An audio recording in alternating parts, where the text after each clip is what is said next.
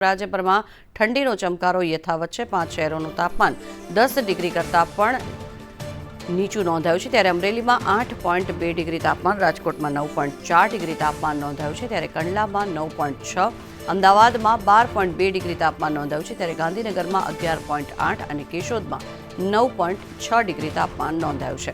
ભુજની જો વાત કરવામાં આવે 11.2 ડિગ્રી તાપમાન ભુજમાં નોંધાયું છે। ત્યારે ડીસામાં 11.5 ડિગ્રી તાપમાન નોંધાયું છે। અન્ય શહેરો પર પણ નજર કરીએ તો સુરેન્દ્રનગરમાં 11.8 ડિગ્રી અને ભાવનગરમાં 13.7 ડિગ્રી તાપમાન નોંધાયું છે। મહુવા અને વેરાવળમાં 14.3 ડિગ્રી તાપમાન, ત્યારે વલ્લભ વિદ્યાનગરમાં 14.5 ડિગ્રી તાપમાન નોંધાયું છે। હાલ સમગ્ર ગુજરાત ઠંડીમાં ઠૂંઠવાઈ રહ્યું છે। ત્યારે નલિયા કરતાં અમરેલીનું તાપમાન નીચું હોવાનું સામે આવી રહ્યું છે। ભુજમાં 11.2 અને ડીસામાં 11.5 ડિગ્રી તાપમાન નોંધાયું છે। સતત પડતી ઠંડીથી બચવા માટે અમદાવાદીઓ અનેક અવનવા પ્રયોગ કરી રહ્યા છે।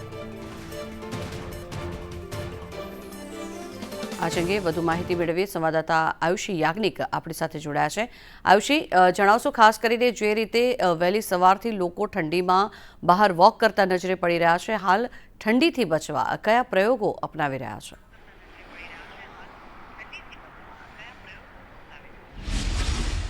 બિલકુલ ઝંખના, જે રીતે હાલ ઉત્તર પૂર્વના પવનો ફૂંકાઈ રહ્યા છે, જેને લઈને ઠંડીના જે પ્રકોપ છે તેમાં વધારો સામે આવી રહ્યો છે।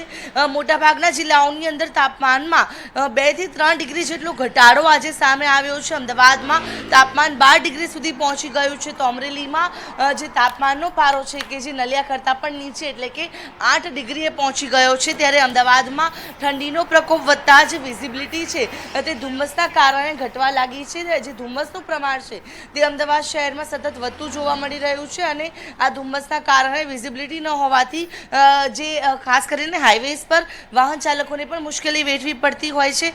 જો તાપમાન પર નજર કરીએ તો રાજ્યના 5 એવા શહેરો છે કે જે તાપમાનનો પારો 10 ડિગ્રી કરતાં પણ નીચે પહોંચી ગયો છે। Ahmedabad 12.2, Gandhinagar 11.8, Naliya 9.6 degree, Deesa 11.5 degree, Vallabh Vidyanagar 14.5 degree, Kandla 9.6 degree એટલે કે જે મોટાભાગના જિલ્લાઓ છે, સાથે જ રાજકોટ 9.4 ડિગ્રી તાપમાન સામે આવ્યું છે।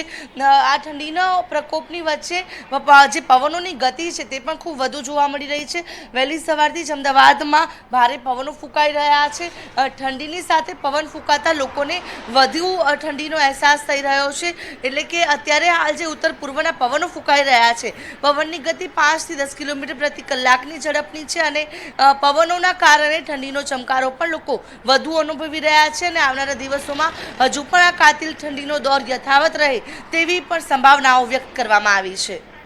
જી, આભાર આયુષી સમગ્ર માહિતી બદલ।